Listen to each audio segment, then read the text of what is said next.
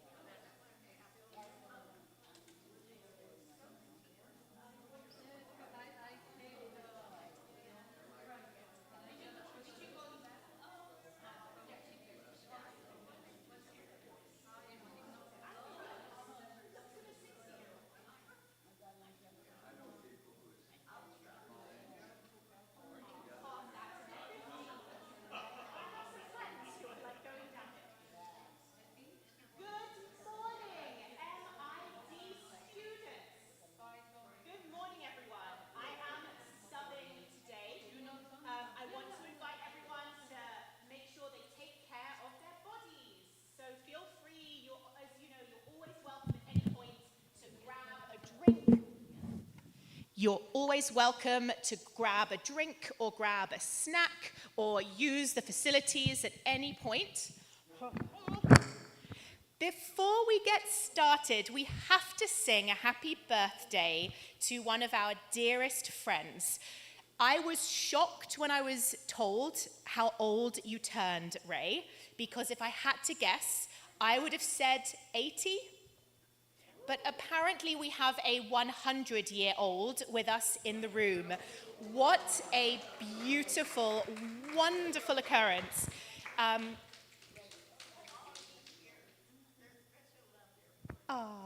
Thank you. There's two-way love here, but Ray, seriously, I'm so glad to get to say to you, happy 100th birthday, and I hope I get to wish all of you a 100th birthday at some point, that we are all, Baruch Hashem, Be'ezrat Hashem, able to get to that wonderful age of beauty and wisdom, because Ray, it's a beautiful miracle, and you don't look it. The beauty. Seriously, my love. You're so beautiful. So just with that celebration, we're going to do some... Should we do some singing? I think it's appropriate. It's not every day you get to sing happy birthday to a 100-year young person. Happy birthday to you. Happy birthday to you. Happy birthday, dear Ray. Happy birthday to you. And many more. And a big Yom Huledet Sameach. Oy. Seriously, it's a privilege, a privilege. God knew what she was doing, so that's good.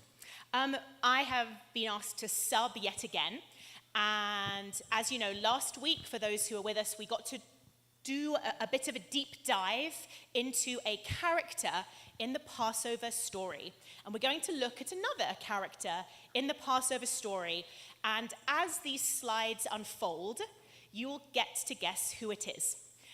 And... This is, again, a deep dive, but I don't know if you all know that my undergrad, something that I was trained for before I was a rabbi in rabbinical school, was English literature. So I consider that, in some ways, a specialty. You know, I didn't do it to PhD level or anything, but I do come from that academic background where we study text, we look at narrative, we look at patterns, and echoes. We look at authorial intention, and we look at the emotions and the morals that a text is trying to convey. So this is going to be a slightly different way of looking at one of our characters. We're going to look at a specific pattern called the fugitive hero pattern. So strap in, it's going to make sense at the very end. A lot of this information that I'm going to present comes not from my brain, but from Professor Edward Greenstein. And we'll call him Eddie for the rest of this session. Not that I've even met him, but I'm sure he wouldn't mind. But he is a Torah scholar. He knows his Torah and academia very, very well, because he pointed this out. I read his book. I thought, wow, I have to teach this. So that's what's going to happen with your permission. So he presents the idea of the fugitive hero pattern.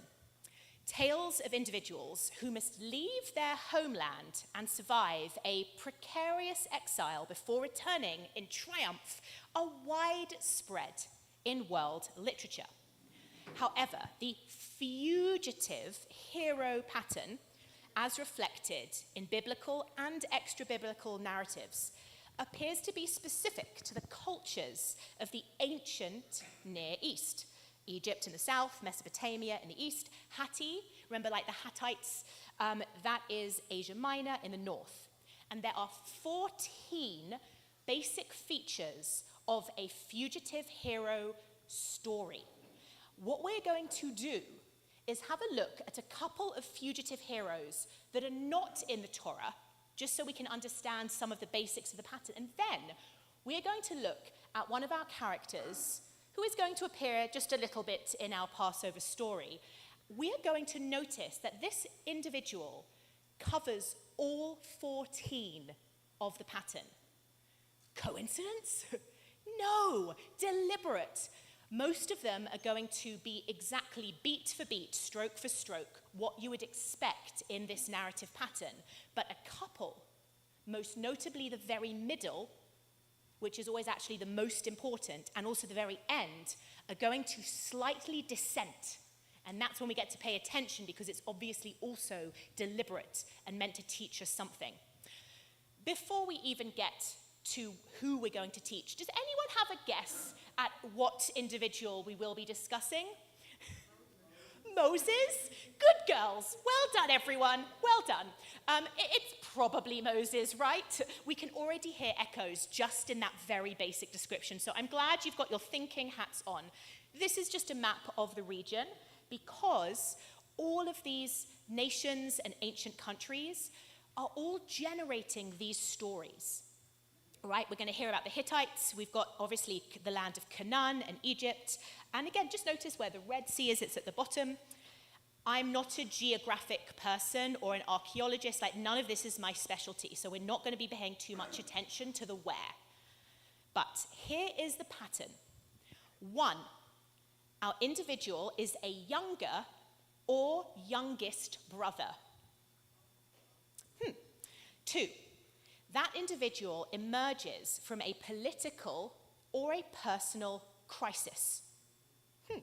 And just so you know, we're going to break all of these steps down with Torah texts, and I'll show you that Moses is going to fit these. So don't worry if you're not, fresh in the front of your mind, possessing the whole Torah and knowing all of what Moses did in his life.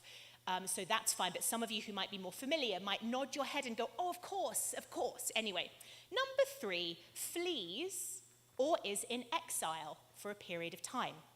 Number 4, enjoys support of a female protector, or maybe more than one. 5, marries daughter of his host in exile. Again, there's some very specific things going on here. 6, assumes a position of responsibility in the host's household. So they've run away, and they're not just like a servant or, some kind of lowlife, but they actually then rise to power in their new alien setting. Number 7 has a divine encounter. I think all of us could probably list off the top of our heads what that divine encounter is that Moses has. Is joined by kin, spends a 7-year period in exile, usually. This is where we're not going to see an explicit duplicate of the pattern, but there could be multiples of 7 in the Moses story. Number 10 is repels an attack. This was one that I had to scratch my head and say, what? Moses doesn't repel an attack, but exactly, he actually does. We're going to look at it. So it's not quite at the well.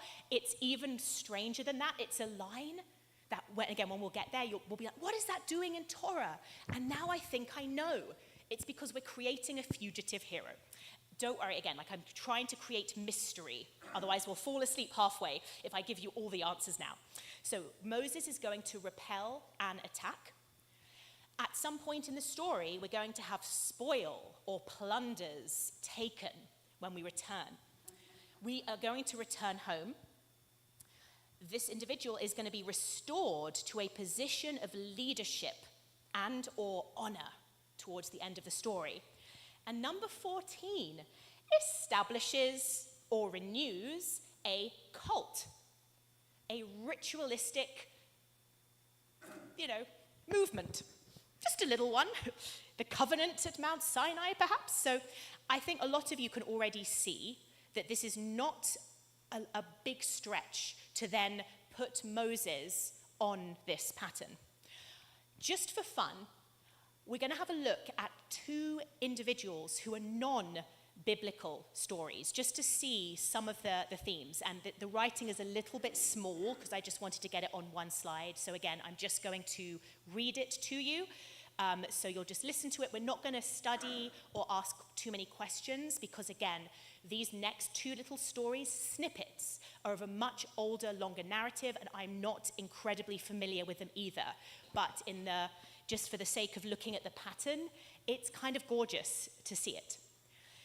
So the oldest one that we have is 1875 BCE. And it is the story of, and I can't pronounce any of these with authenticity, so Sinue. Okay, we'll just agree that that's what I'm saying. Sinue is an Egyptian official. He served in Amenemhat's, the First's court, and he was a bodyguard of the princess. So he's got a position in the palace of authority and loyalty.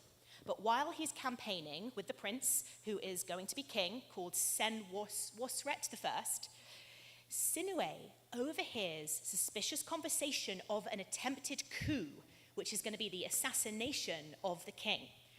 And I guess he kind of becomes implemented in this, or the information is too spicy, or he becomes afraid. Again, he's the bodyguard.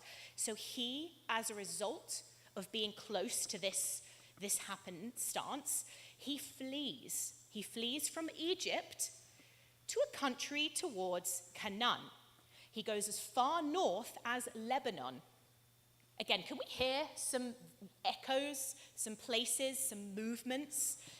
There's just the affiliation with the royal court as well. Nearly dying of thirst, so it's arduous. He is rescued not by Midianites, as we see in the Moses story, but by Bedouins.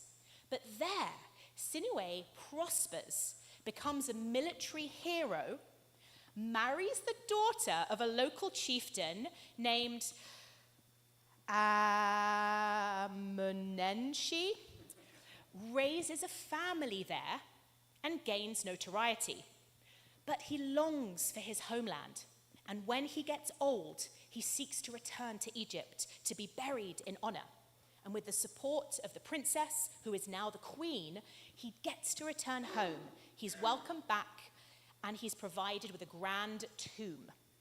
What's not in this summary is that in order for him to know when it's the right time to come back, he consults an oracle who says, now it's safe for you to return. So again, we hear echoes, and in the longer version of the story, all of those beats that we talked about are pretty much met. And there's another story as well that's a little bit more recent, but still in the ancient past, and that is Idrimi, 15th century BCE. I'm just going to read this to you, and then we're going to get to the Jewish stuff.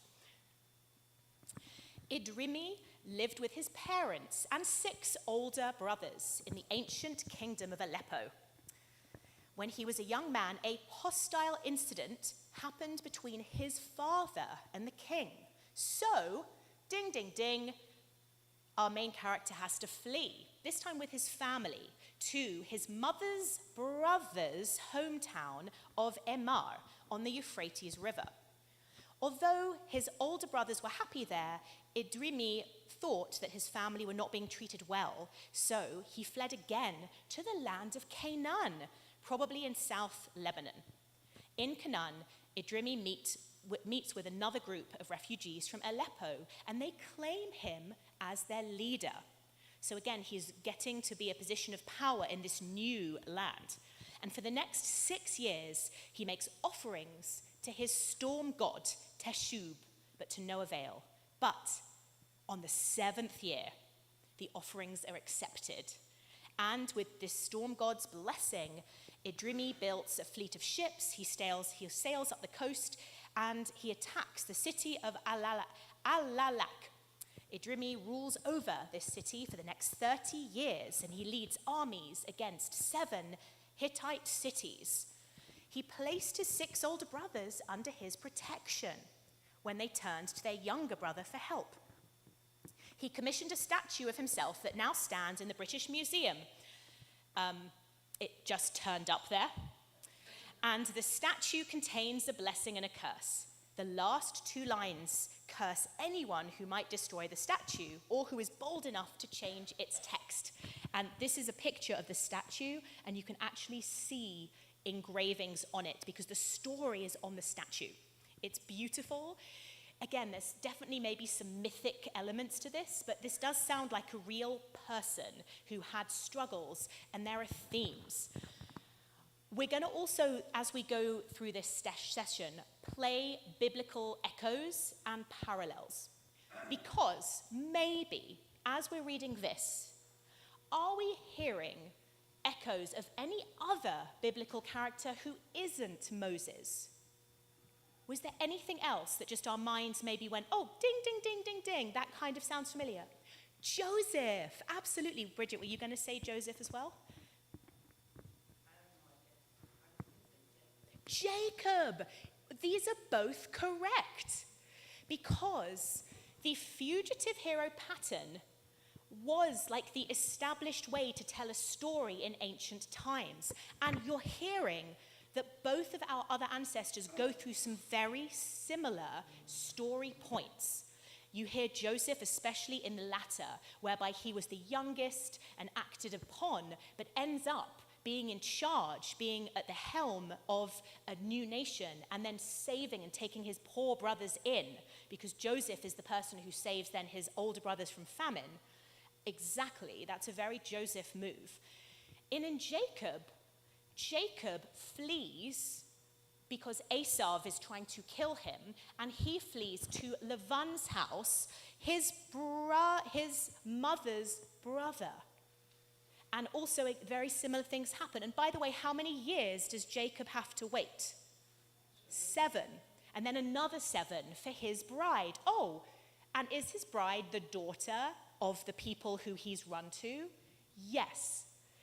Jacob has almost all of the beats that Moses is actually going to have, and that a lot of these individuals have. It's incredibly exciting, and you can probably think that there's also the oracle encounter with Jacob's ladder, and the attacker incident as well, because when Jacob's going to finally return to the land of Canaan with Esau, he also experiences the attack by the angel of God, and they wrestle all night. And by the way, Jacob gets spoils and loot. He gets all the sheep of Laban's tribe and becomes wealthy. The beats are actually kind of identical. And yeah, I just want to see a hand up. So Zissel. Please. He does. He marries 2 daughters, and that's why there's a doubling of the 7. Yep.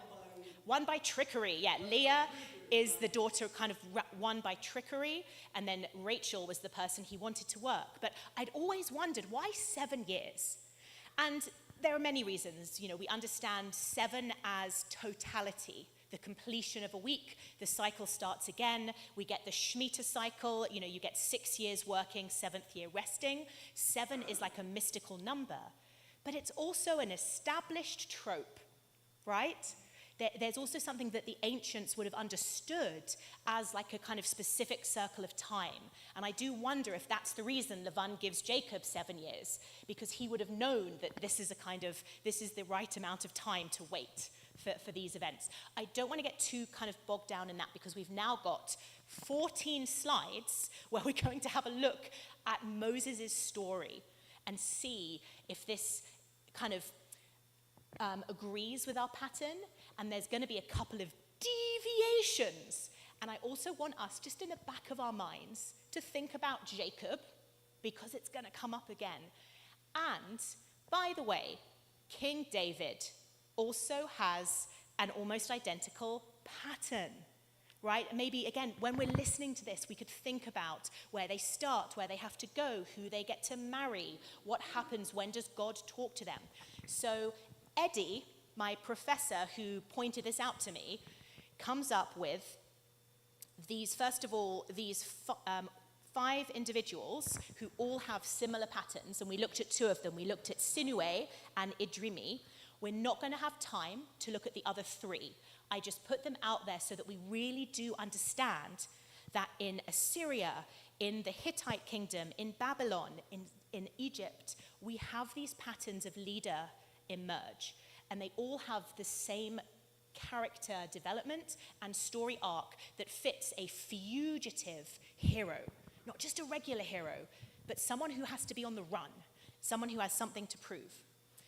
And again, just to kind of show what this wonderful professor does, he goes through all 14 and puts a check mark at all the individuals who complies to the pattern. So if anyone just likes data, who likes data analysis?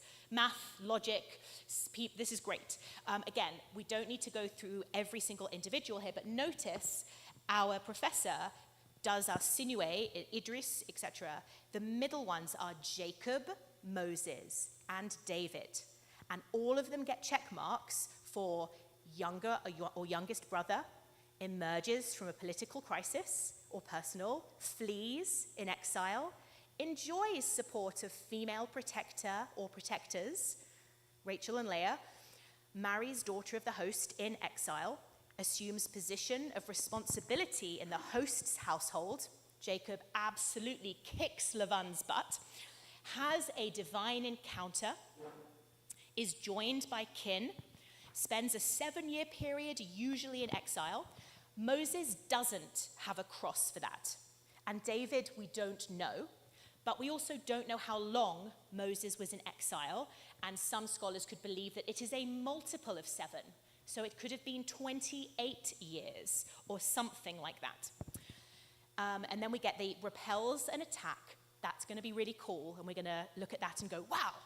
Spoil or plunders, returns home and is restored to a position of leadership and establishes or renews a cult. King David unites Israel. That's absolutely kind of number 14 David does with aplomb. And Jacob also is able to restore peace and become the patriarch we know and love. And obviously Moses does what Moses does. Your hand's been up for ages, Ken, so go for it. Joseph also pretty much fits the pattern. There's a couple of exceptions, but yes. And also, again, God appears in dreams. There's the oracle moment that he's going to get as well. So let's have a look at Moses. Feature 1, the hero is a younger or the youngest brother. We know this. We have Miriam and Aaron. And I'm just to say why that's important. And by the way, this plays into so many of our heroes in Judaism. You know, Isaac, youngest, Jacob, youngest, Joseph, second youngest, but has 10 older brothers, you know. And the reason, and actually, yeah, maybe you can even answer this, but why is it a powerful statement to have a younger brother be very powerful? Lana. Yeah. Throughout the Genesis and Exodus stories, the older brother gets the shaft. The older brother in ancient times would do everything, the birthright of the tribe or whatever, but in Judaism, it's more of a meritocracy. Ding, ding, ding. I ding, ding, ding anything that's like, yes, deep, the deepest part of the point. It's a meritocracy. It shows merit because the older brother is automatically the leader, but it shows character, and also it shows difference. It shows that they've earned it, they've proved it. You know, the legal norm is the oldest, but that fugitive hero is kind of seen by God as being special and earning it and having to rise up. So and they're also an underdog. They're the underdog. They could have been left out and not favored. So as a reader, you know, as a listener, we automatically care more about them. And it's also more exciting because otherwise you're already the leader. Just so you know, we're going to go through these somewhat quickly because there's a lot of text. So I did see some hands, and I know there's some like really good points, but is it okay if we hold off, or is it like if this point isn't said, the world will come to an end? All right, we're going to go for it, and tell me afterwards, because I know you're also hearing questions and maybe biblical echoes of other individuals. Features 2 and 3. As a result of a political and or personal crisis, the hero flees or is exiled. Joseph, absolutely, personal crisis. Brothers give him away. Jacob, again, flees from Esau. Moses, we know what happens here. In one sentence, boom, he finds that his identity is called into question when he realizes that he might be a Hebrew, and he defends a Hebrew slave and is then very, very, very scared and has to run away because he's switching his identity. So that's both political, but it's also personal. It's a personal crisis. So he has to go into the desert. Feature 4. When Moses reaches Midian to the east, he is brought home by the daughters of the local priest and probably the chieftain, and his name changes in the narrative. So later, he's revealed as being Yitro, but when we first meet him, his name is Reuel. But either way, he is under the protection there, and he is given to Zipporah, the chief's daughter. So he then becomes like the next person in the lineage. And just to also talk about the support of a female protector, last week, I'm sure we were all paying attention, we talked about how many females Moses has to be grateful for. That Batya, she rescues Moses. Miriam makes sure that Moses stays alive. Moses' mother is there the whole time. And even Serach bat Asher comes along and helps him get out of Egypt and helps identify him as a prophet. So, Midrash, definitely Midrash. And the midwives, that's right, thank you, the midwives also. So Moses is very much supported, but he's still got main character energy by females. Features 5 and 6. The daughter is married to our hero, and he gets to assume the position of responsibility. He is given flocks, he is given the daughter, and this is a little thing from The Prince of Egypt, a very good animated movie. Feature 7, again, all of us like, of course, this is the very big Moses moment. The most elaborate part of his story, from the perspective of a fugitive hero pattern, concerns divine encounter. Whereas some elements in the narrative pattern are optional, the divine encounter, like the flight itself, is de rigueur. In the case of Idrimi, for example, the hero performs 2 types of divination in order to learn if the storm god has shown him favor and allows him to return to northern Syria in triumph. In the case of Moses, the deity draws him in with a marvelous sight, this burning bush. And then, by way of a protracted dialogue with God, who declares, "I am with you," Moses is commissioned to return to Egypt and liberate the Hebrews. This fits the pattern of the narrative in terms of when it happens and therefore why. Now, here the story of Moses veers somewhat from the usual narrative pattern of an oracle that allows the hero to return. Moses never brings up his fear of being executed for the crime he committed, nor does God tell him that this is no longer something he needs to be concerned about. And this is a significant deviation from our pattern and will be discussed later. In other patterns, that fugitive hero seeks out God very deliberately and asks, "Can I return? Is it time?" Whereas again, as we'll remember, in the Moses story, there's often a kind of accidental element that Moses is chasing a sheep who wandered off. Moses is meditating in the field, reflecting, is just doing his business, but it's God that's coming to approach Moses. Like, that's our inherited tradition. And when Moses speaks, Moses doesn't say properly, "God, oracle figure, can I return to Egypt because I'm scared?" But Moses is going to say something, or at least the response is going to indicate that maybe there's a hint of this. But again, the vast majority of the burning bush encounter is God presenting God's self to Moses and revealing, "I am what I am. I was, I am, I always will be. Moses, your job is to rescue the people." So Moses, as the main character, is subverted. So again, we'll get to pay a bit more attention to that, but we're going to just go through the rest of the pattern to just double check it's in line. Feature 8.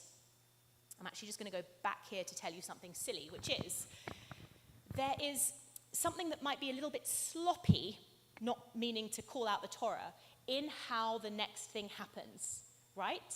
Because where is Aaron this whole time? While Moses is in exile in Midian, where's Aaron? Back in Egypt. Probably doesn't know where Moses is or when he's returning. Aaron does not have a cell phone, and there is no way for Aaron to know that Moses is coming back. And yet, there's this strange line that on Moses' way back to Egypt, he meets Aaron. Aaron just shows up and gives him a kiss. It's really cute, but it is superfluous from a narrative standpoint, because they then kind of are together, but then they have their important conversations once they're in Egypt. That's when God comes to them and says, all right, we're going to do plagues, we're going to go to Pharaoh, here's the plan, here's the staff. So there's no need for this random meeting to happen.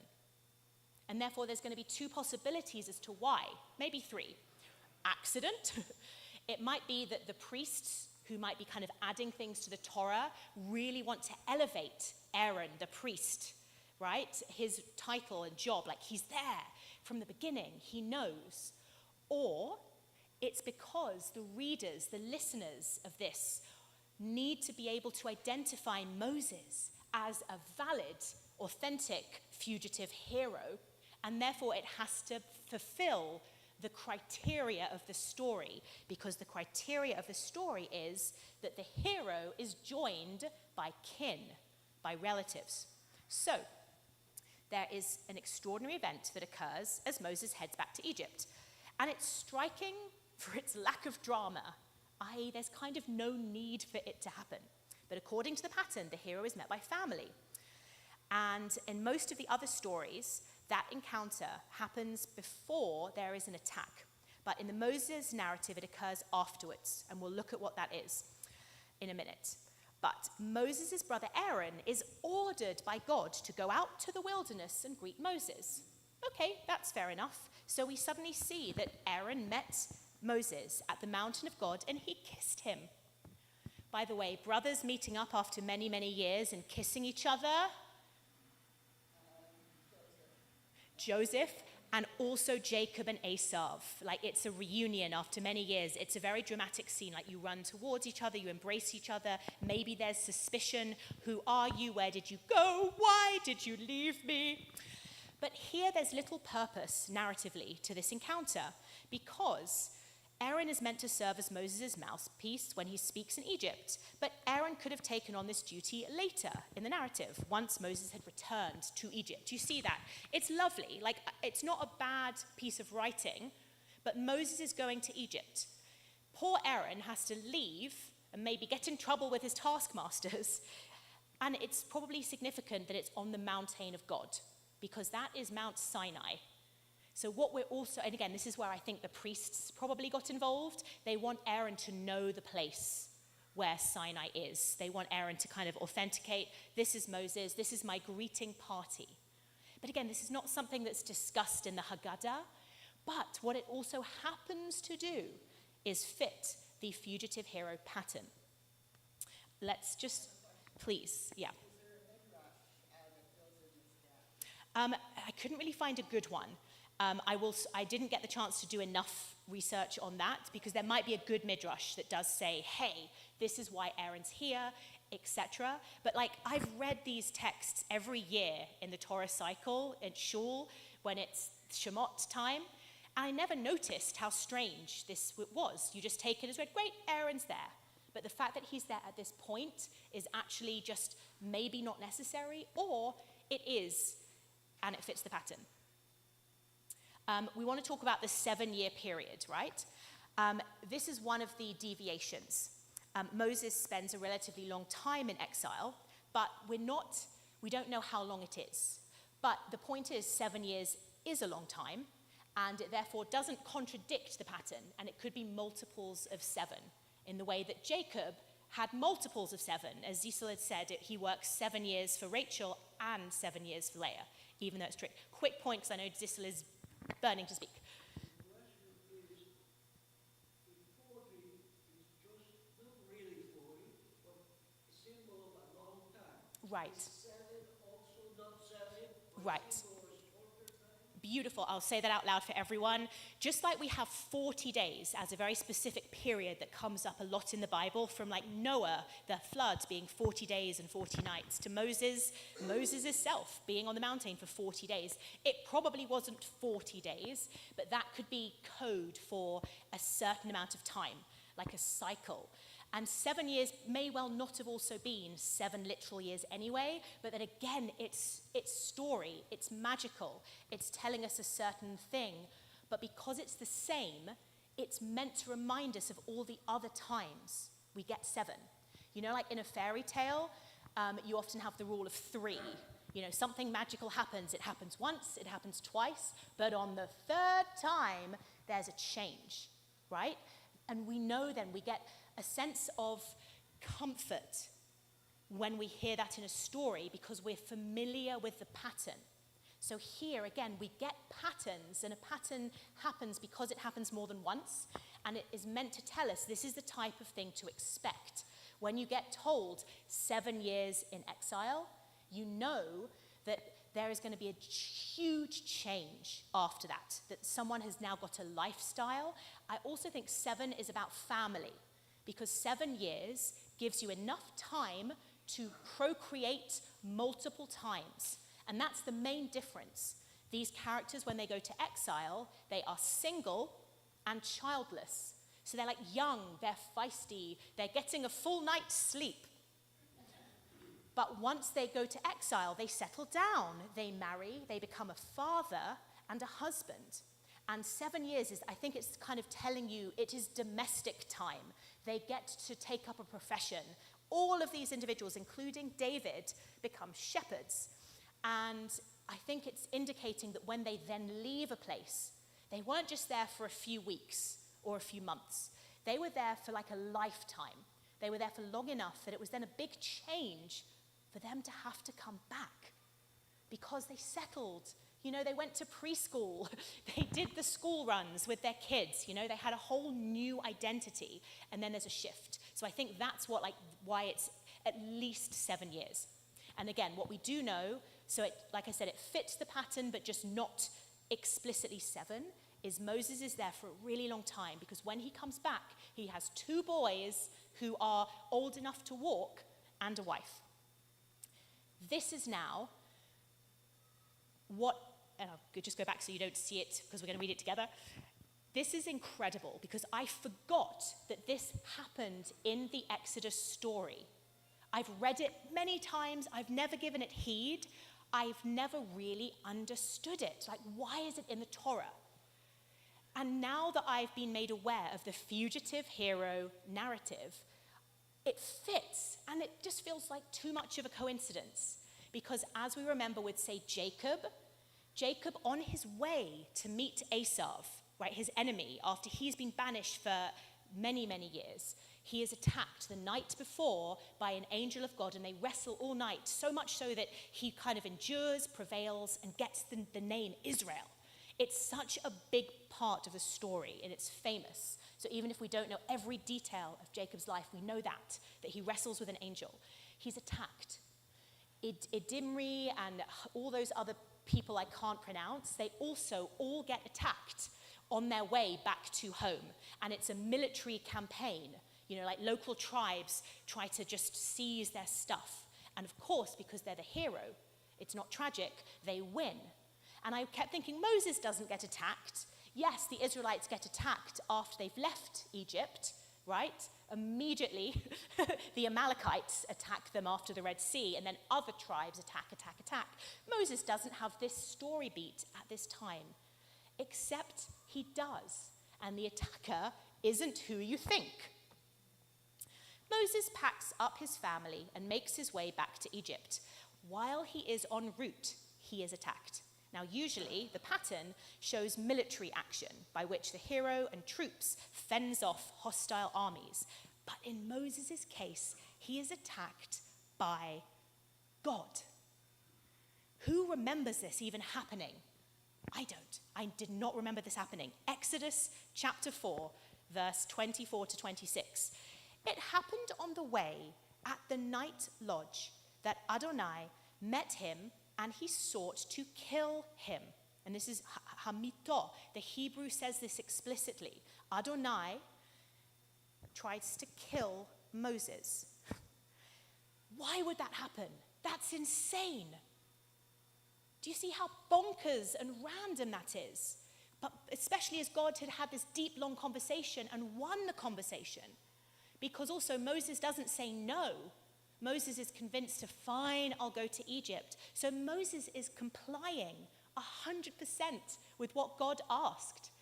So this doesn't make sense. We'll see, again, the story kind of comes to fill in to say, oh, but there was a problem.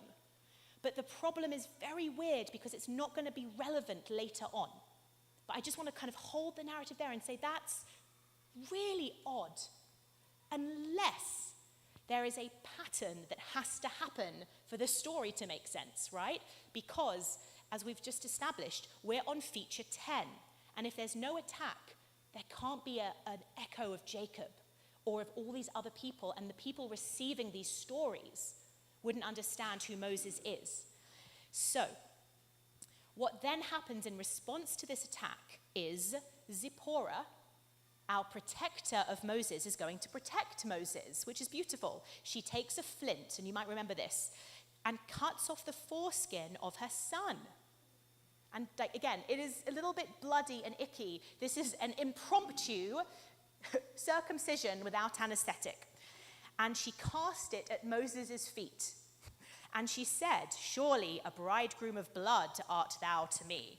So he let him alone, and he is God now. God says, okay, attack thwarted.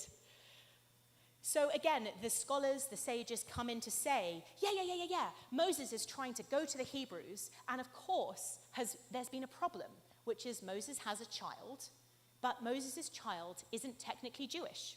And therefore, no one's going to take Moses seriously, because not only does Moses have a Midianite wife, not a Hebrew wife, but a son who hasn't joined the covenant. And this was one of the big and only marks of being a Jew, was to have a circumcision if you were a boy. So before they get to Egypt, there's this kind of stop, we've got to look like a legit family. But again, that doesn't quite feel authentic, because first of all, God never says that. Doesn't say, the reason I'm attacking you, Moses, is because your child's penis is intact, right? We don't have that statement in the Torah. Zipporah does this, but it might be actually just that God is afraid of Zipporah. Wow, Zipporah's willing. It might be a test of Zipporah. Like, look at her loyalty. She's standing up to God. She's willing to do this to her own son. She is going to be Moses' right-hand girl, as it were. So, again, there's so much commentary on why this could have happened, like within the Jewish narrative, within why it might make sense in the Torah. But it's just very, very odd to me. You know, it's hard to drush. I would never pick this as a sermon. I would never talk about it in shul on a Friday or a Saturday night, Saturday morning, you know, to say, all right, this is what I want to talk about. It's holy. There's no clear moral. And it would make sense if Moses' son, Gershon, had any sort of follow-up role, or if really Zipporah was featured a lot. Because then it's like, now he's joined, now he's taken over. Thank God he's Jewish. He's never really mentioned again. It just doesn't work. It's not good story writing.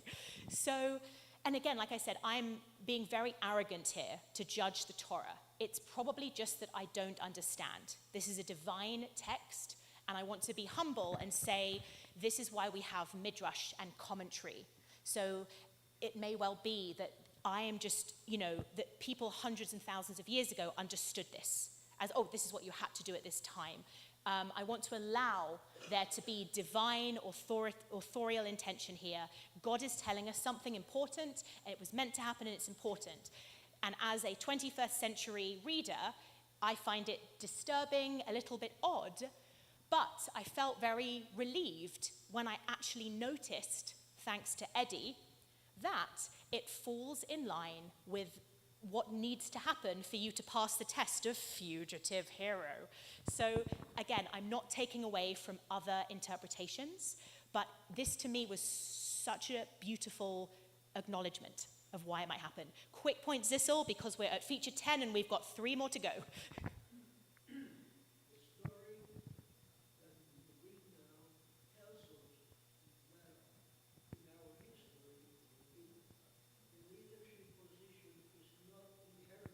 Yes.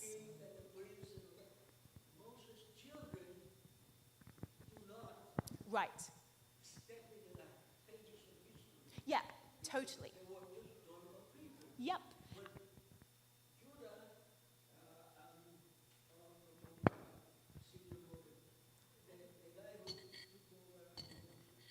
Joshua. Yeah, Joshua isn't a son, and that's very important. Yep. No. Yeah, totally. So again, and I'll say Zissel's point, it's part of the model, it's part of the trend and the pattern that Moses' firstborn son, of course, isn't going to lead. It's the meritocracy we talked about. We're not expecting Moses' son to then lead, but for nothing to happen.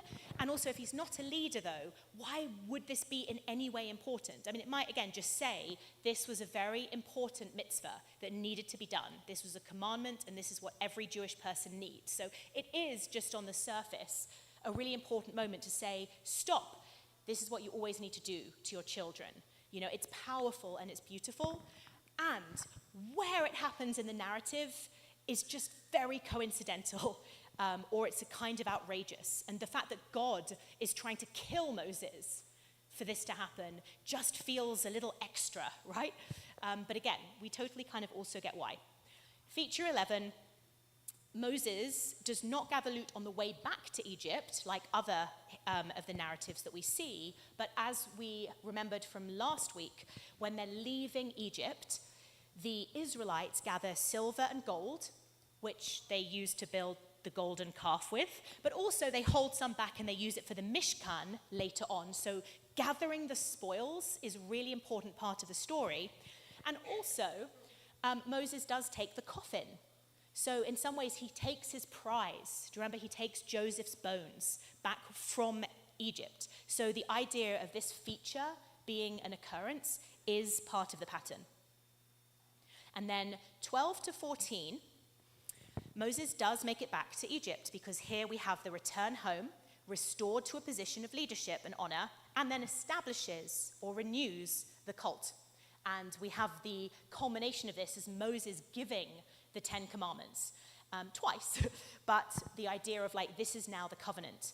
And obviously Moses succeeds in returning to Egypt, in being recognized as the leader of the Hebrews, delivering them out, and then staying leadership all the way until he dies. So, however, this is where we have a slight deviation. And again, this is where we're going to kind of get to end on. One could argue that because Moses doesn't make it to Israel, which is his ultimate homeland, maybe he never truly returns home. Do people see that? Again, within the more strict narrative structure, he starts in Egypt, that's his childhood, his birthplace, and then he ends up being able to return to Egypt. So that fulfills our fugitive hero. But something bigger is going on, right? There's a deviation going on. Let's see if we want to do that. Yeah, I don't know if we need to do that one. We're going to go straight to here because it's already nearly 11 o'clock and I want us to get the chance to do this. There's two slight deviations.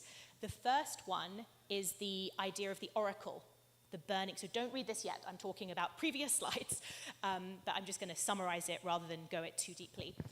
One of the possible deviations was in 7 with the burning bush, that other fugitive heroes seek out their God to say, I want to return home, is it safe? Let me sacrifice, let me do kind of cute interactions.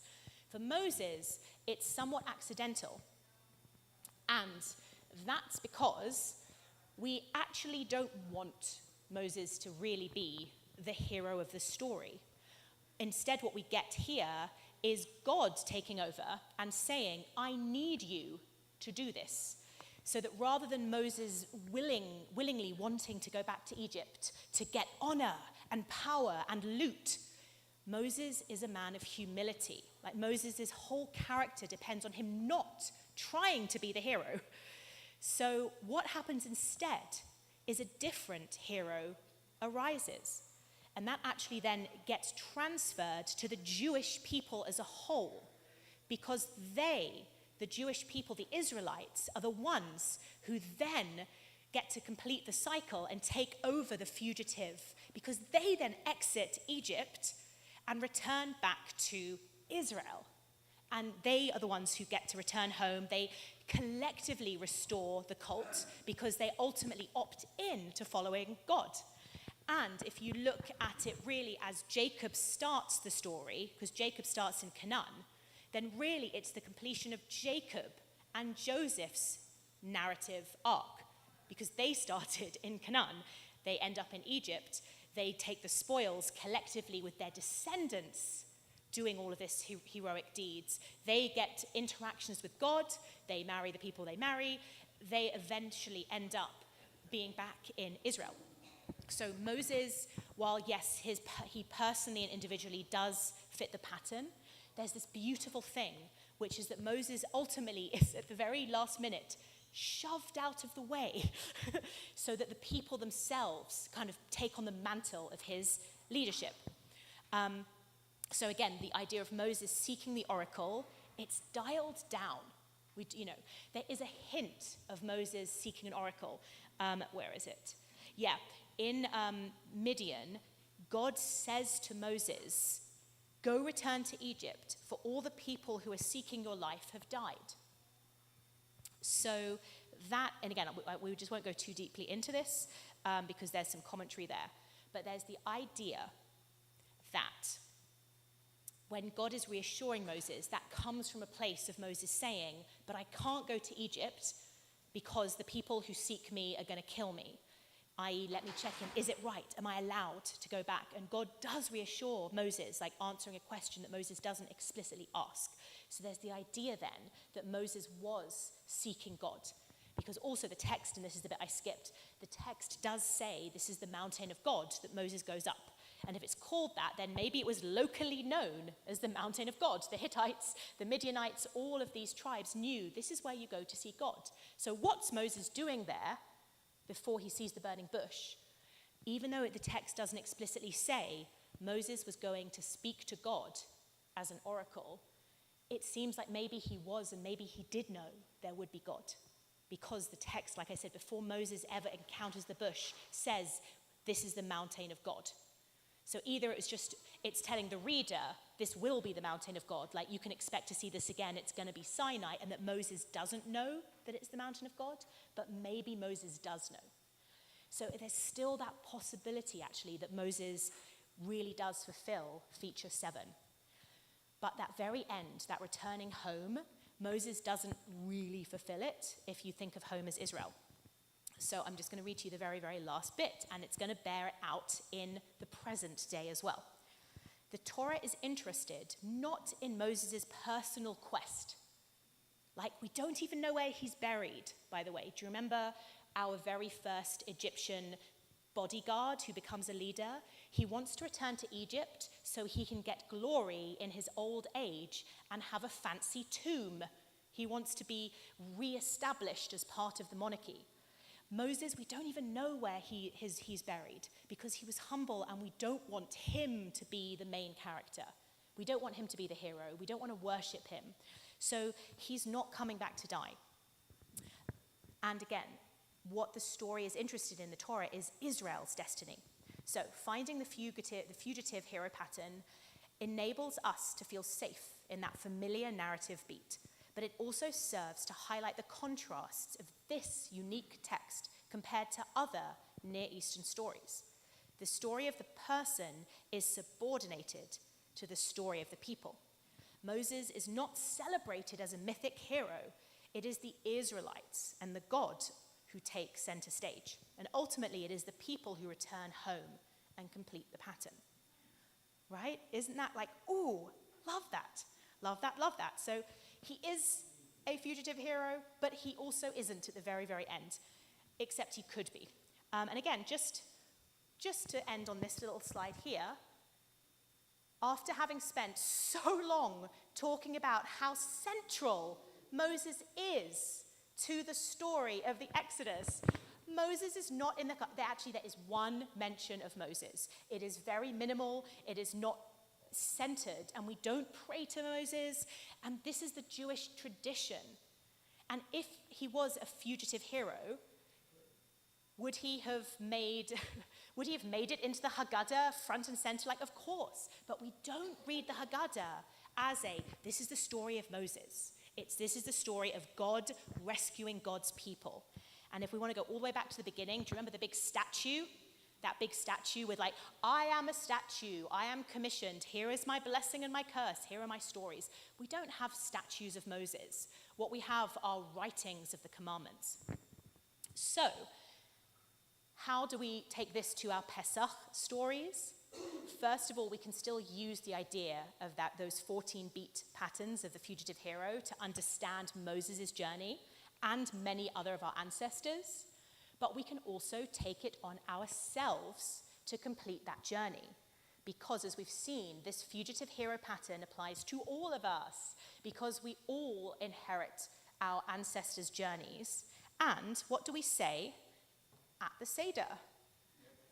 We say next year in Jerusalem, i.e., we imagine ourselves as returning home, as completing the journey of the fugitive hero, which means we are invited ourselves to look at ourselves as having also been rescued from Egypt, been pulled into Egypt. Like, all of this applies to us. So I like to think of us that while Moses is really the ultimate fugitive hero and did all the work, we ourselves get to complete that fugitive hero journey. So, next year in Jerusalem, and this time next week, we'll have our Seders, and I will be leading the Adat Ariel Seder if you want to come and check that out. I think there's financial aid available, as it's very expensive, but if I don't get to see you until after Pesach, have a wonderful, meaningful, fun, and liberated Pesach. So I want to make sure you get the chance to have breaks, because it's 11 o'clock. And if anyone wants to talk to me or notices patterns, and you're also allowed to vehemently hate this session, it's all okay. But yeah. Okay, yeah. As I was listening to all this, I was thinking that it's also a metaphor for the Jewish people. We were in exile throughout the world. We have returned to our homeland. We have taken on the responsibilities of leadership in the world, and we are seeing it fulfilled that we are saving the world today. Yes, literally yes. The diaspora fits into the whole pattern. We are all fugitive heroes. I'm a fugitive hero. Oh, please.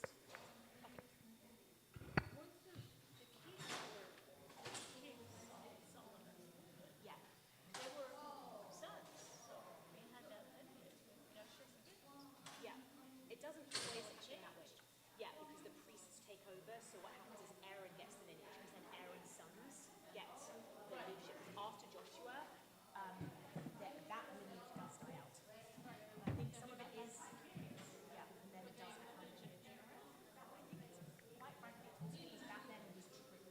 Like, the biblical stuff is very mythic, so a lot of these individuals may not have existed in the way that they did, or they may not have actually been children, but they were then kind of imagined as all being the same family to give it legitimacy.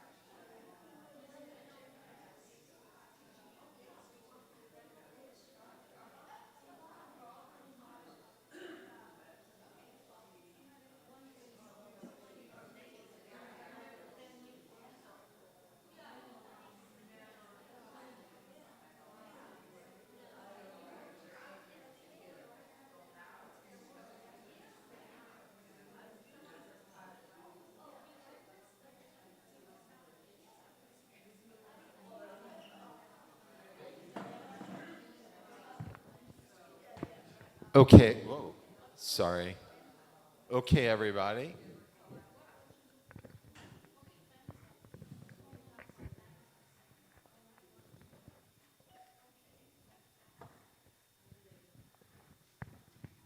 Where's your wife?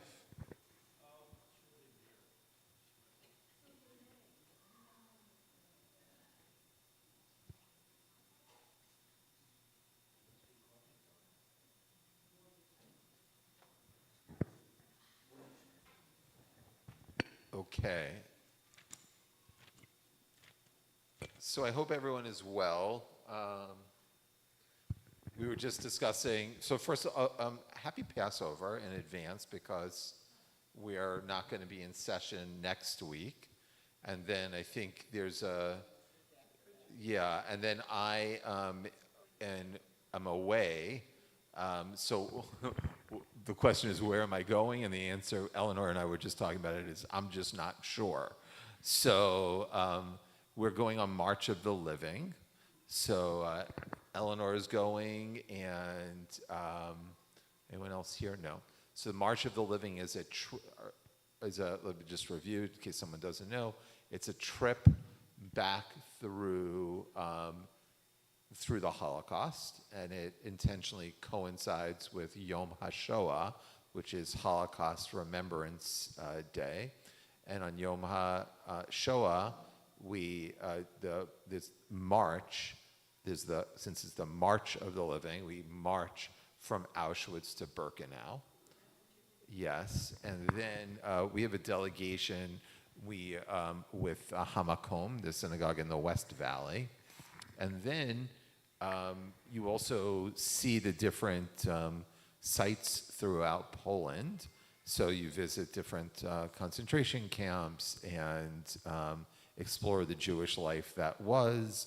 You taste a little bit of the Jewish life that is. I think someone's phone is ringing. Okay.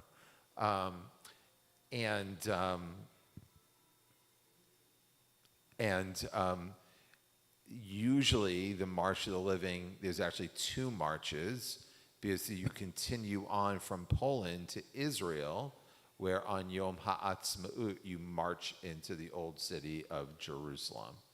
So the question is, are we going to go to Israel this year? And the answer is, I don't know. It doesn't, every day it looks less and less likely as the war continues on, but who knows if things were to wrap up. Every day I wake up kind of hoping the Iranian regime is fallen, or like that people take the streets, or and I could tell a little bit more about, we'll go about like my hopes and thoughts for this in just a second if you want, but because I know we spent a few weeks ago we talked about it, but I also, so I was just telling Eleanor what my travel plans, and I'm usually like a Yekka Jew, know exactly where I'm going, when I'm going, months before, the ticket, everything. Now I have, and this happened to me last year, so the office is laughing at me. Last year, because of the war with Iran, I was trying to go to Israel, so I had like tickets on like 3 different airlines to Israel, and like this one was canceling, and this one was a refund, and anyway, so it was especially all that we were going through as a synagogue, it was like, why is the rabbi buying 3 different tickets? It looked like a little bit like a scam, but it wasn't a scam. I was just trying to avoid a war and still go to Israel. So then again, I am doing the same thing. So currently I have a ticket back. The March of the Living takes you to Poland. So you don't have to you just have to get to Poland. So I have a ticket to Poland. You have your ticket to Poland. Then I have a ticket back from Israel. And I'm like, so just 2 days ago, I'm like, wait a second. Right now, if I can't get to Israel, I'm stranded in Poland. And the last time the Schulden fries were stranded in Poland, it did not end well. It's a little Holocaust humor there. Okay, right. Didn't end well. So I decided I'd buy a ticket home. So now I have 2 tickets, and I just have to figure out which one I'm going to use. Am I going to be, so we'll see if I'm able to get to Israel. And my thought is, and my son also, my middle son is supposed to send, it started out as a full academic quarter. And now the trip is getting pared down by the week, It'll be like a falafel stop in Jerusalem by the end that we're done. So he said, when are we going? I said, I don't know. I don't know if he's going. I don't know if I'm going. And if there's a plane flight and if there's a program, and this is what, if my presence there is not an impediment to someone, in other words, if I'm just another person that they're responsible for getting to a bomb shelter, that's not helpful. But if I can be helpful there, and if I can be of service to the society, and then I would lead a group there for sure. And I'd send my son there too, if he can be. He said right now the school, rumor is that the school, all the faculty has been called up, so they're all serving on, the reservists are, because into the incursion in Lebanon, and then, everything that's going on in Iran, there's more reservists that are being called on. In fact, the Knesset just approved more 400,000 reservists to be called. So it's quite a, so that actually leads me to what people have been asking me, and you're free to disagree with me. This is a political opinion. My hope would be that if this was to conclude at this point without anything else happening in terms of in Iran, I would think that's a missed opportunity. I'm just being very honest. I think that the Iranian regime has shown nothing but a desire for violence and suppression, and I don't think any agreement with them is worth the paper that it's written on. I think they openly laugh. They openly try and defy. To Witkoff and Kushner, they were laughing that they had more uranium that America knew of, that America didn't know about, and they said that to them, like they were like, oh, and we have the capacity to make X amount of bombs. When you're dealing with people like that, for whom it doesn't matter if it's true. What matters, I think, is the intent. Like you can only make an agreement. There's like a good faith agreement with. It's like business, right? If you make a deal with someone, everyone enters in good faith, and if you're not, can't trust that people are entering in good faith, then, and if Iran just sees this as a way, they're not stupid. They see the price of gas and they see the American public getting antsy, and so they think they see the president getting antsy, and they see the Democrats have already rejected the operation, and then they see the Republicans worried about an election, and if they're able to manipulate that political atmosphere to have the cessation of violence, then they will. For a lot of elected officials here, their concern isn't their primary concern isn't the Middle East. And I don't blame them, but as a Jew, my primary concern is the Middle East. So I care deeply about this, and I am hopeful that the campaign would stop. Now, someone asked me if the president were to cease military actions, would Israel follow suit? And my assumption is yes. I mean, Bibi has as much as said that, but Israel really can't continue if the United States isn't backing him. Who knows? I don't know the military technology at all, so I can't comment whether they'd be able to continue were it not for America's support. But I just know politically they can't. They just wouldn't be. My guess is they would not be able to do it. So my hope is, at least, I mean, this is like my bracha. Like every morning I wake up, I'm like, let's just see us. Like the Iranian street has come alive. There was an interesting article in the New York Times, which talked about, how the current Mossad, chief of Mossad, had approached the prime minister and said that he felt like the seeds were sown for the people to overthrow the government, but that hasn't taken hold yet. And who knows what it is that leads people to that first step.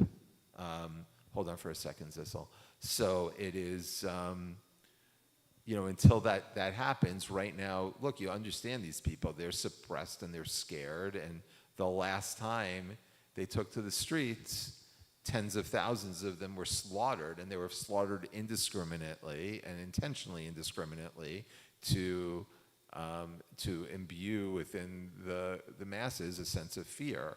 And they've told all of the people who are parts of student groups and activists, you step out of line, your family's going to die. And so, who are we to judge that? Right, who are we to judge that? And keep in mind, these people have been living in, it's a lot like the Egyptians or the Israelites in Egypt. I mean, think about it. Why do the Jews dwell in the desert for 40 years? So there's different kinds of answers. One answer is the Canaanites had not yet weren't done sinning enough. So we had to wait until the Canaanites had sinned enough to justify God allowing the Israelites back into the land to make room, get rid of the Canaanites, put in the Israelites. Okay, but really seems to me that the answer is that the Bnei Israel, the Israelites, weren't ready to be a pilgrim, to be a pioneer, to be someone who takes the first step off of the boat, to build. You need a certain spirit, a pioneering spirit, the spirit of a chalutz, a pioneer. So you need that kind of spirit, and the Israelites coming out of Egypt didn't have that. They suffered from slave mentality, right? They suffered from that, after 400 plus years of servitude, they had lost their ability to think and ultimately take action for themselves. And mostly they were paralyzed by fear. Everything was fearful for them. And I suspect we're seeing a mirror of that story in Iran. And it's not to blame. I mean, these are people who've suffered, since 1979 under a tyrannical regime who has allowed nothing. If you look, you're all, I'm the youngest one in the room.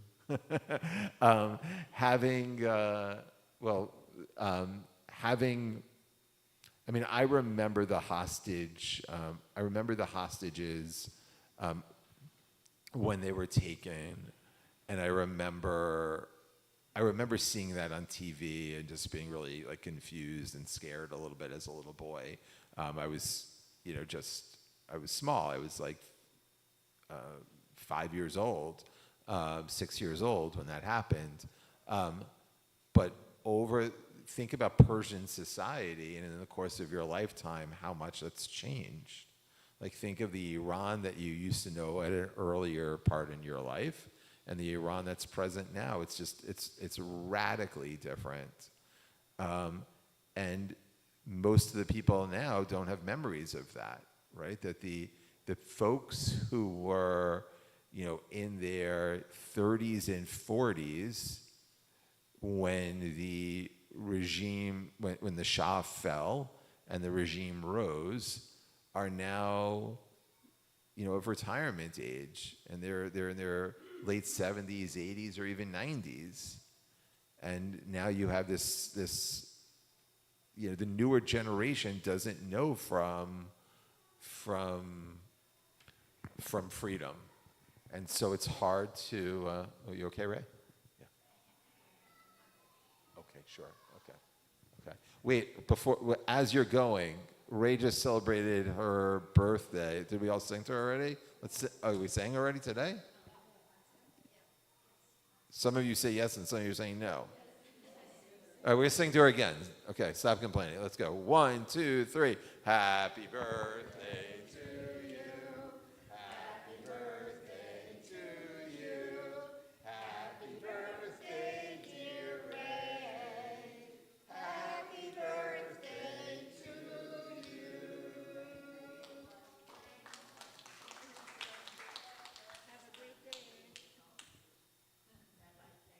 Okay, Chag Sameach, Happy Pesach. Okay.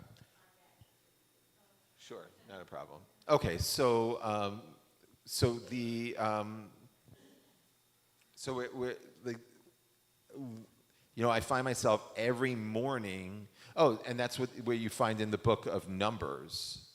The book of Numbers starts out with a census and ends in a census. If you compare the two censuses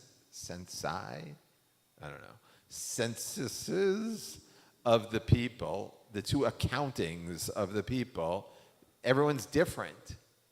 Because the older generation needed to die out in order for a new generation to emerge. And that was a generation that was born in the wilderness. And those were the people tough enough to then be in the book of Joshua and the book of Judges and take over the land. Yes. What do I see as a happy outcome in Iran? I mean, I'll go from happiest to the happiest outcome is, I'll go to fantasy, then happy. I'll kind of go make my way down. So fantasy outcome is the regime falls, the vacuum that is created is quickly filled by a push from the newly emergent youth to have democratic elections, and that Iran becomes a democracy. That's dream scenario, right? I mean, I know we've played that one before, and it never really ever works out quite that way. The second is regime falls, and some stable, even if it was not democratic, but a stable, non-militant entity was to assume. Yeah, like the Shah's son said that he would. Look, the Shah had issues, right? I mean, you remember the issues more than I do. I don't really remember that. I don't remember the Shah. I remember the hostages, and I remember, the Ayatollah coming to power, but I don't remember the Shah. And I remember hearing about that he was in treatment and was in Minnesota. But anyway, so the second outcome would be some sort of entity would arise that was not a threat militarily and was relatively gentle with its people, even if it was not democratic, and that it would emerge and cleanly take over. The third outcome is the regime would fall.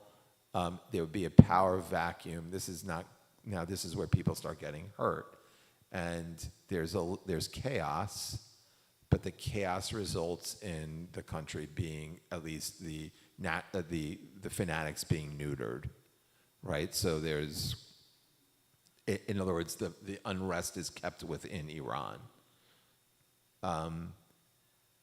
Then I think it's the regime not falling, but being rendered completely unable to do anything. They're only, shells of what they were, and they don't have any ballistic missile capability, nor do they have any nuclear capabilities. And then it gets progressively worse from there. But I don't, if I was the prime minister of Israel, which I'm not, I don't see how you just sit there when you have air supremacy. I mean, if you think about it, and I know like the mainstream American press is being critical and mostly has made it about an economic argument. The Israeli press is not like that right now. The Israeli press sees the work of the American armed forces and the Israeli armed forces and are marveling at, think about thousands and thousands of missions and how many people have been in the air and the precision with which they've been executing their missions and how, I mean, it's tragic when anyone passes and dies in service, but how few people have died.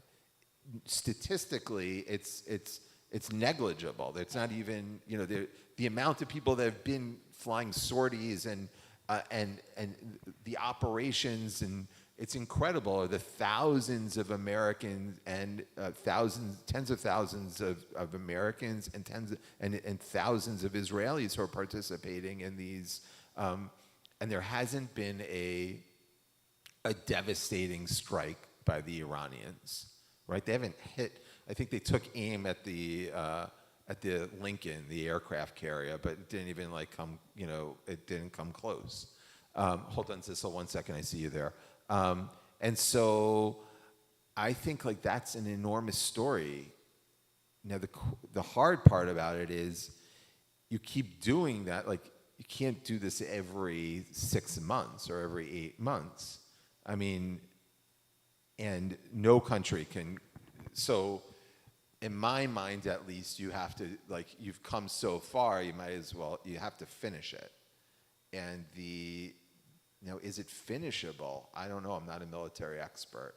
I don't know if it's, like, can you neuter a regime, or can you render the regime so powerless that they're no longer a threat? I don't know, I mean, you know, what do I know? I don't know any more than any one of you. I would hope so. I just know that if I'm in Israel, if I'm the prime minister and I'm responsible for 7.5 million Israelis, I'm not feeling very comfortable about the ballistic missiles that Iran has and their murderous intent to use them. So, by the way, you know, you see this, I don't know if it's made like the New York Times or CNN, but, you know, the Arab world is, you know, whispering to the president, keep going, keep going, keep going, because they won't say that on the street because their street would rebel, but they see this as an opportunity as well. And I think we're on the cusp of a transformation of the Middle East, but it could go very poorly. It could end up very ugly, so I don't know. Zissel.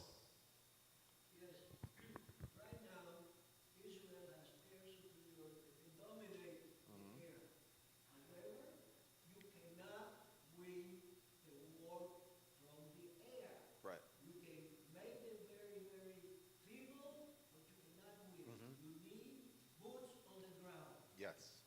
Now, until Israel or Israel and the United States or whatever can put boots on the ground, then that Iranian government will topple, and then the people of Iran can, you know, elect somebody who's not the Pashtunkar government that they have right now.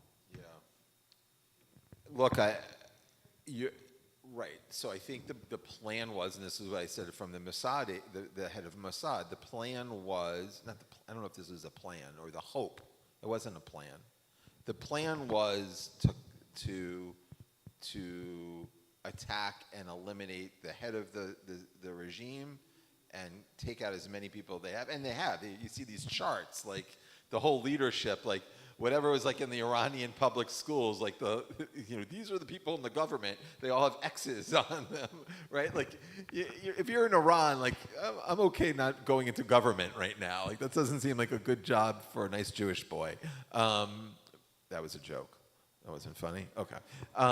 But I think that, right, so the hope was that the boots on the ground would be the people in the streets. And that hasn't happened yet, and so it may not happen. But you're right; like seems unlikely. Look, what am I? That you're going to be able to knock out the regime. My guess is, although what do I know? Again, is that Israel can't put any boots on the ground without America. Like, that's not going to happen. And I can't imagine the president right now allowing American boots. I mean, they're right there. Boy, pardon my French, that would be, I'll use it. It'd be very chutzpahdik right now. Like, I with the pressure that he's feeling, I don't know if he would do that. And I don't know if he would lose support of his base. I just don't know. But I think, just as I don't know, I don't have any answers to this questions. I'm not a consultant to any American political figure, so I don't know. But go ahead. One thing is the president keeps saying no boots on the ground, but he keeps sending soldiers over there. Yes. Right. Yeah. So, this president, hate him or love him, this president is not, like, he'll say whatever he wants to the press, and then he'll do whatever he wants. Like, he's not beholden to a consistency, right? Like, that's not he's not aspiring for consistency, whether that's intentional. And so, yeah, he says no boots on the ground, and then but then he sends more soldiers, but then the Secretary of Defense says, I'm not going to tell you. And, like, why should we tell them, like, what we would, like, that's the dumbest thing ever. Like, you tell them, we're not going to do X, Y, or Z. You want your enemy to think anything is possible. So I think none of us in this room know, like, I think we all know that Donald Trump is unpredictable. And so what's he going to do? I don't know. Who hasn't gone? So 1, 2, 3, 4. Go ahead.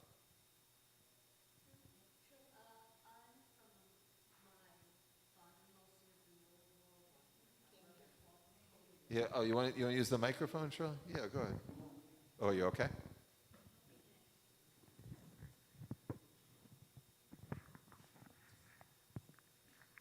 Oh, here you go. My father-in-law fought in World War I. My brother fought in Korea. My late husband fought, he was in the war, but not in Korea during the war. And my son, who was having a crisis with school, decided not to go to college. And this was 1979, I think. And this Jewish mother said, but why not? And he dropped out of school, got his GED, and my late husband said, he's going to get in trouble. He needs to join the military to straighten him out. And this was 1979. There was no war going on, and the safest place, my late husband was in the Navy, and so the Navy, because he's not boots on the ground. And believe me, that changed my son's mind completely. I need to follow rules, because the rules weren't for Michael. There are laws, and in the military, it's do as I say. And that was the best thing, in retrospect, that ever happened to him was the Navy. But there was no war, so it was fine. And when he graduated, he got a good scholarship to college because of his GED, blah, blah, blah. And to make a long story short today, with all the aggravation we had, he's a judge today, okay? But he was doing it his way. But there was no war, and I, for one, would not to see my grandsons, who are draft age, go into a war as an American. And I understand what Israel is going through, but I really don't want those boots on the ground.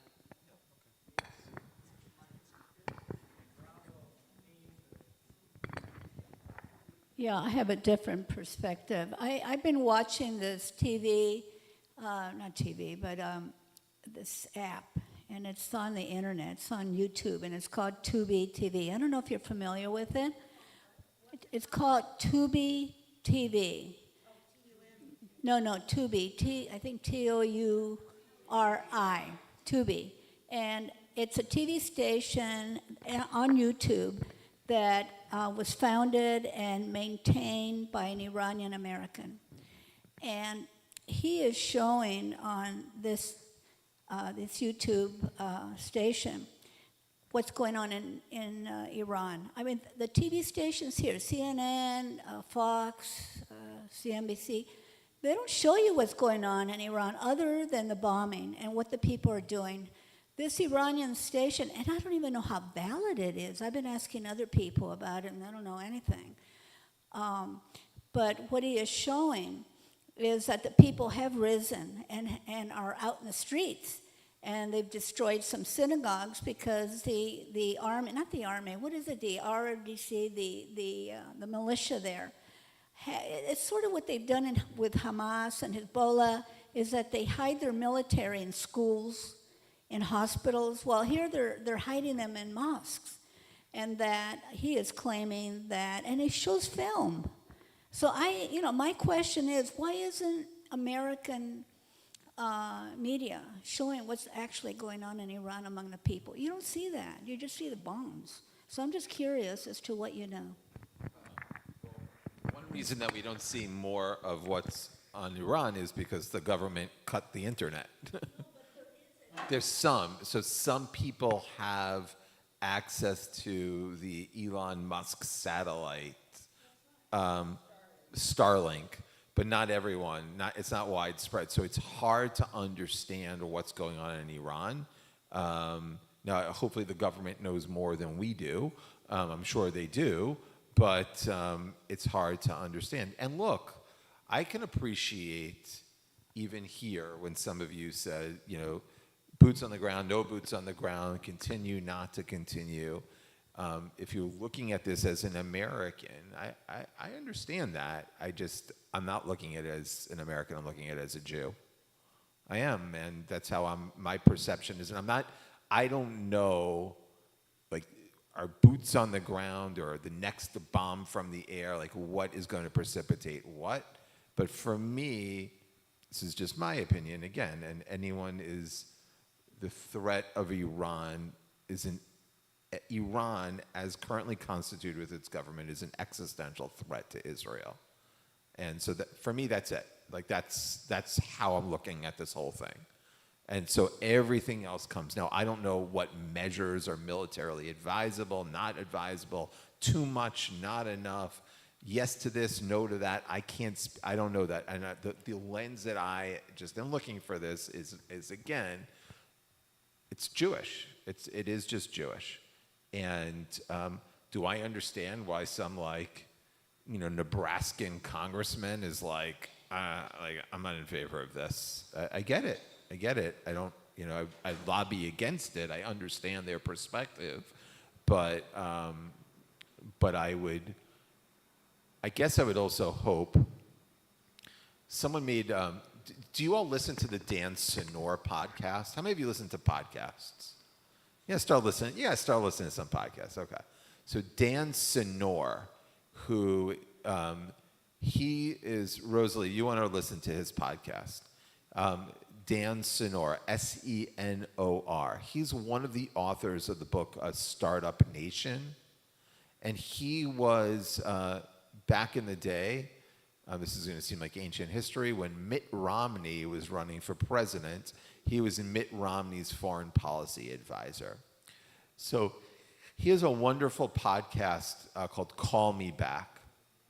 And on Call Me Back, he had an Israeli journalist. And they were trying to, how do you explain the war? And he said, look, if you have cancer and it's stage 2, do you deal with it, or do you say, nah, I'm just going to wait till it's stage 4? He said, that's Iran. So I subscribe to that idea.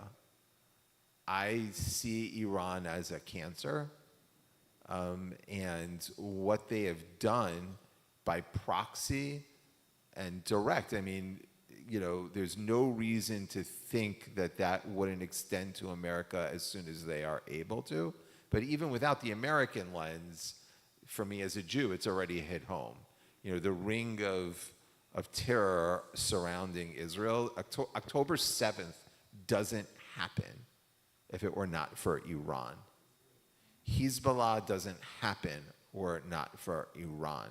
They would just be like a little bunch of Meshuggah Lebanese people running around, and the government of Lebanon would have taken care of it a long time ago.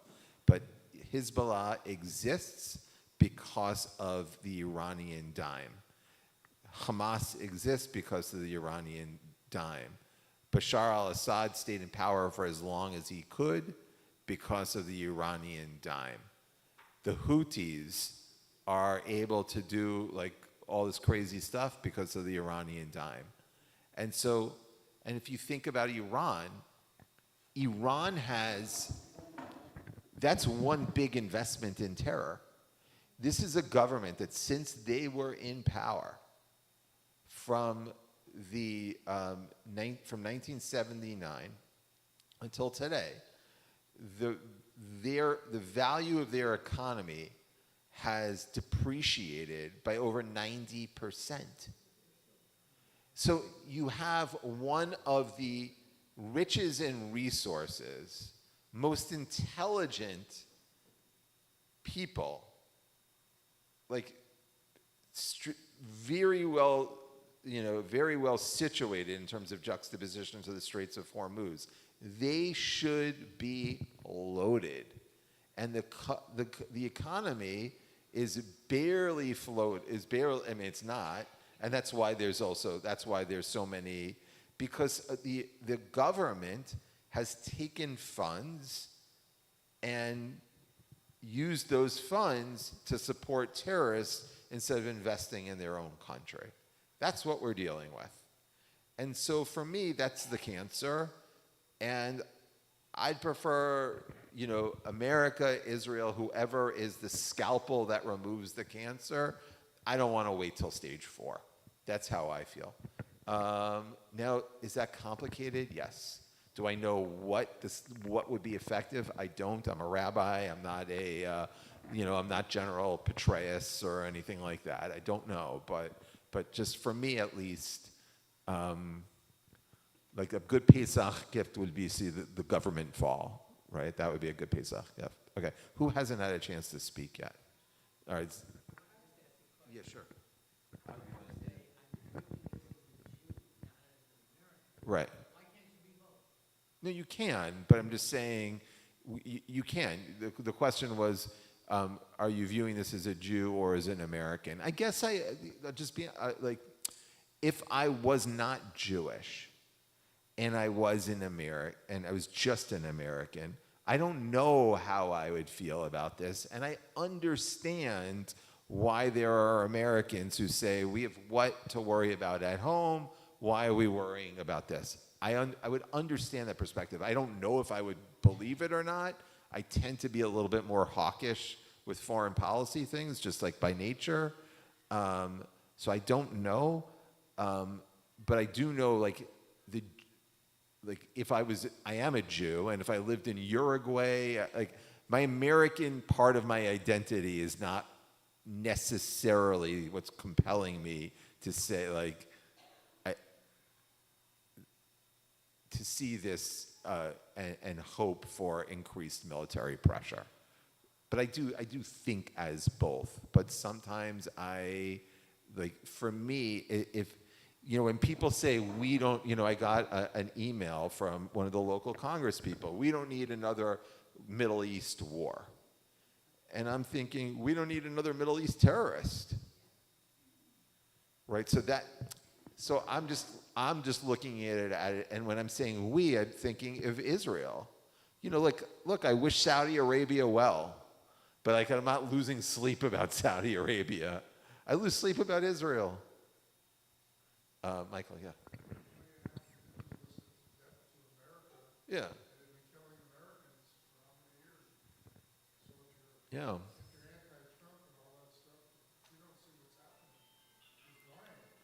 Well, I would say I don't think it has to be, and I feel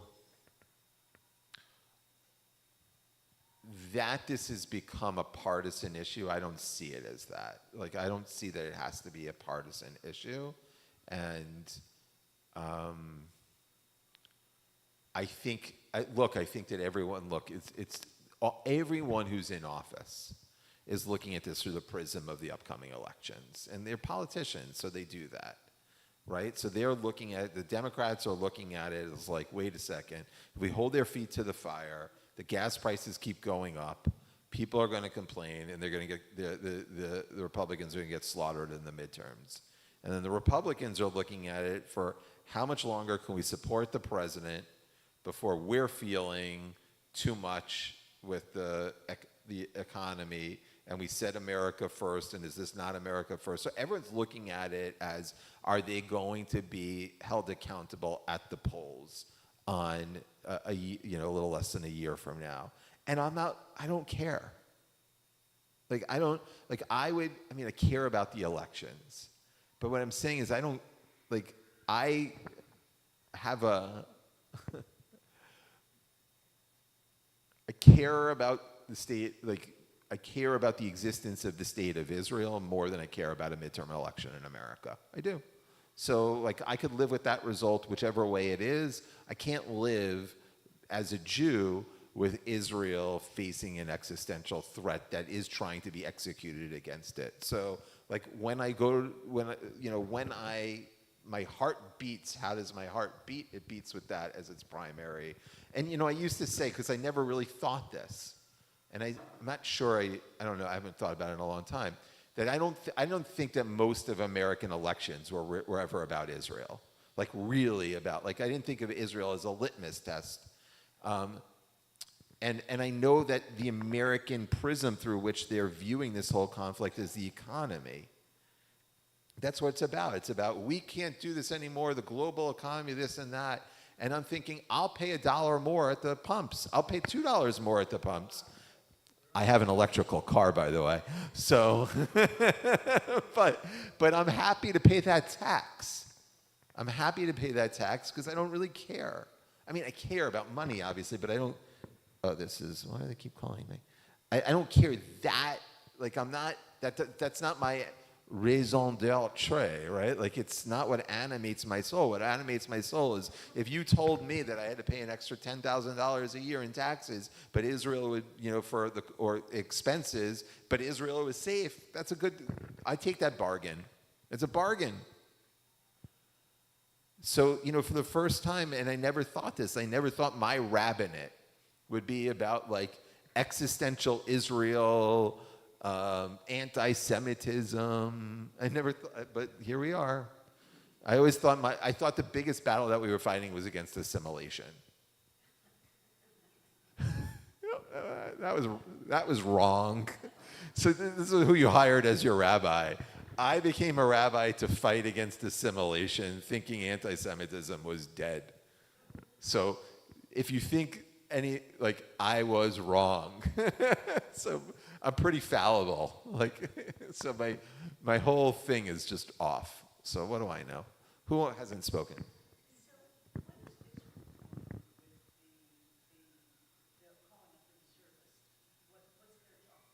So a lot of the reservists are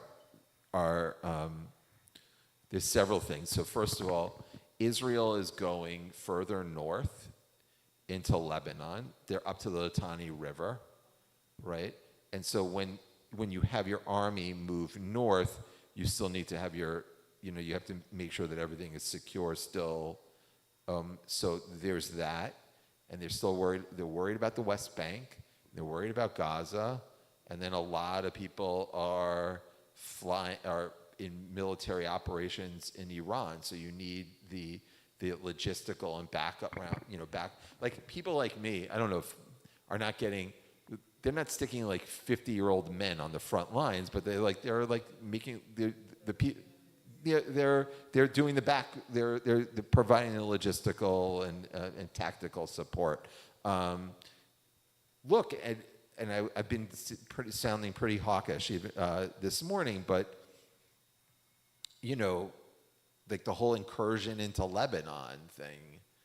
I'm embarrassed when Smotrich says last night, Bezalel Smotrich, the finance minister, he says, the Litani River in Lebanon should be Israel's new northern border. And I'm like, what? Because he's saying that to keep Hezbollah out of the north. That now I'm okay with Israel being it's like a buffer. I'm okay with Israel going in there to clean out, but I'm not in favor of Israel using this as a moment for expansion, right? Or what's happening, and I'm not in favor of this either, is under the cloak of all this military stuff, the settlers are getting antsy. And a lot of the settlers are perpetrating terrible, disgusting, acts against Palestinians in their villages, and they realize that the cameras are not on them right now, and it's reprehensible and it's embarrassing as Jews. So, world's a complicated place. Sissel, go ahead. You had something. She was trying to get free. She was taking care of you. Almost overcome my revenge, but right now, Okay.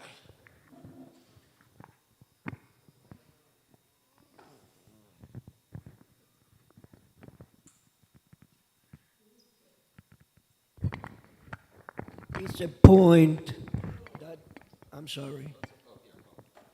I'll try to. Can you guys hear me now? Okay. It's a past point. Point that I wanted to bring out is right now, as we speak, there is a aircraft carrier going at flying speed trying to get to Karg Island. Why is Karg Island important? Because that's the hub of the oil industry for Iran. You don't have to invade Iran. Take Karg Island. There are 5,000 Marines in one of our ships also going there. 5,000 Marines is enough to take Karg Island. So it's time that we start fumphing around and deal with those that government in Iran, that it's fraud. They came in, they are holding their own people. 30,000 Iranians were murdered by them. Why can we not free them? So I heard someone else say on one of these podcasts that I listen to, because I can't sleep because I'm a middle-aged man, and I'm either worried about the world that I brought my kids in, I'm worried about my kids, I'm worried about everything, so I don't sleep. But what someone said that I thought was an interesting comment, and I'll share it with you, is keep an eye on the oil. So if the Americans or the Israelis blow up oil, destroy, not take over, but if they destroy oil infrastructure, then they don't think the regime is replaceable or fallable,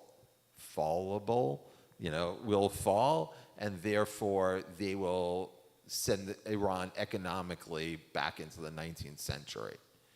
If they maintain, as they have, that not yet, by the way, Israel didn't bomb the civilian energy infrastructure. When they hit that was military. So, but if Israel and America take out, leave intact the energy sector, then it means that they're thinking that they don't want to. You don't want to bomb them into oblivion and then have another impoverished country, if the government fell, emerge. You want them to have resources. And so look at the oil. That what happens with the oil will be telling as far as how the war is going. And you're right, Sissel, right? Like, if they take this island, which is supposedly over 90% of the Iranian oil, and then that's, yeah, it's checkmate. Right. So then, right. So the question is, would an American president order or allow, I don't think Israel's even thought about doing this, because I wonder if they think how would other states react. but would an American president send in? I don't know. I don't know. So it's hard, but you're right. Like control of that oil then changes that there's nothing left. But then you squeezing, and the question is what happens when you squeeze? I don't know. They may not. You wanted to say something? I don't think they're going to do that because the world needs the oil, and all the shipping around the world would be messed up, and the economies all over the world would be messed up. They would take the oil, not destroy. There's two ways of. So the question is, they wouldn't do. Yeah, they're not going to blow up that island. The question, or if they blew up that, they would take out that island, and then, yeah. Right. Yeah. So we'll see. Look, we live in uncertain times, and I know most of you have grandchildren, and like I have kids, and we thought the world would be different than it is, and it's an ugly place. It's a really ugly place. Yeah, on so many levels. So anyway, happy Passover.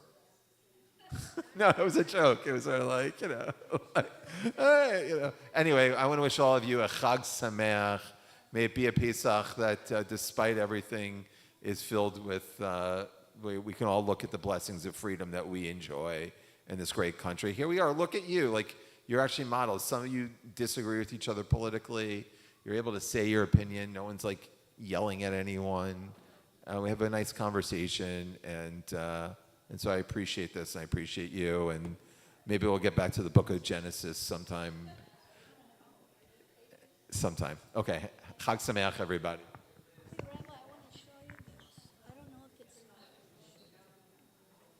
called Tusi TV, and it's on YouTube, and it reports exactly what's going on in Iran. I mean, it's a global station. TOUSI. Okay. Yeah, check it out. Because I asked people about it. I don't know anything, so I'll take a picture of it.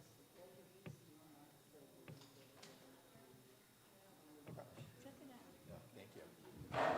Yeah.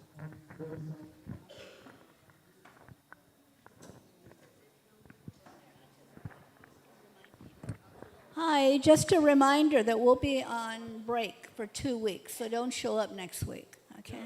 Because nobody will be here. Yeah, you'll be at your Seder's anyway. But the following week, don't come either. Yeah, for 2 weeks. So next week is Passover, so definitely you won't be here. But the following week will be off also. North Korea. Give them the bomb, because the minute they use it, they give North Korea the bomb. The minute they use it, South Korea is going to retaliate. Same thing with the Middle East. They ran the bomb. The minute they launch bombs, Israel's going to retaliate. Oh, region's going to go on for 10,000 years. I hope not. Yeah. All right. All right, everyone. Chag Sameach.